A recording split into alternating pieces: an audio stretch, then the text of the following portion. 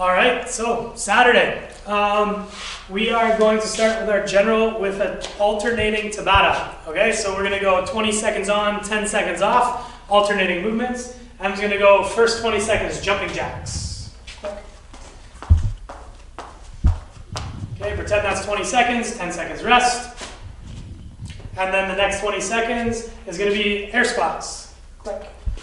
All right, just moving through, getting that heart rate going, getting the joints moving for the day. We want to be on tension, but not too crazy, just keeping balanced and keeping those proper points of performance, all right? We're going to alternate through those two movements for 4 minutes, okay? 20 seconds on, 10 seconds off, back and forth, 4 minutes, all right? So we're done that, and then we're going to get into our mobility. We're going to just, we've done some upper body stuff, or might be feeling stiff in the lats. We're just going to roll those lats out. Just find something at home, rolling pin, anything that you can kind of lay on the floor and just work from your armpit, the back side of your armpit, all the way down to that rib cage on that lat muscle. All right, just for some grinding force. Okay, so we're gonna get specific. We're gonna go 10 downward dog to upward dog. Okay, so you can go from your knees on this, or you can go right from your toes. Okay, we're going to start in the upward, and then we're going to go to downward. And do you want me to do a push-up? Sorry. No, just to downward dog. That's not upward dog. I don't really know my yoga. Sorry. And then we're going to upward dog, keeping the arms straight. She's going to drop her hips. Yeah. And then back to downward. Okay, and you can see kind of the pivot point is in her shoulders. Yeah. We're going to press back. Good. So down to up. Then we're going to go 10 scap pushes, so keeping those hands on the floor. On the scap push, just like the scap pull earlier in the week, we're going to see those shoulder blades drop in and out. That's really nice. Keeping the abs tight. You can watch her shoulder blades actually protract and then retract. Nice, huh? Cool. After 10 of those, we're going to do 10 per side on our scorpions. So go ahead, this is actually a shoulder stretch, but if we drape that leg over, we get a nice cross-section stretch to the hip, right through the core, tapping each side for that dynamic stretch. Yeah, this is one of our favorites around CFO. Cool. And that's your warm-up for today, guys. Have at her. Guys, so Saturday's METCON. We've got a nice pyramid chipper, starting with wall ball, then onto the rower, then to the overhead squat, and then back the way we came with the rower, and finishing off with the wall ball. So first things first, on the wall ball, we want to, this is more of a conceptual thing. We've talked a lot about squatting lately, and we'll demo a few reps for you here. But we want to make sure that you are mirroring your sets. So you're going to be doing 2 sets of wall balls. 75 is a lot of reps. So that's per set. So what is that, 150 total? Something like that. So yeah, so if you're taking 3 to 4 sets to get to that 75, just say we want to make sure that in that second 75 we're 3 to 4 sets tops. Okay, even so try to make sure that we're mirroring that, and with the rest time too.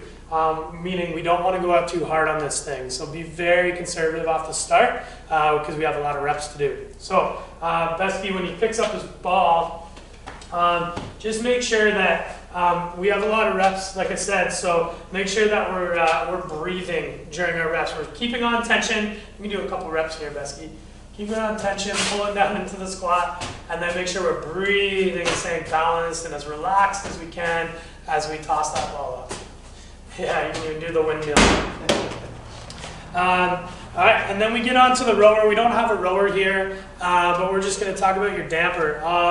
Lots of work to do today, so we don't want to exhaust the engine. Put the dampers a little lower today.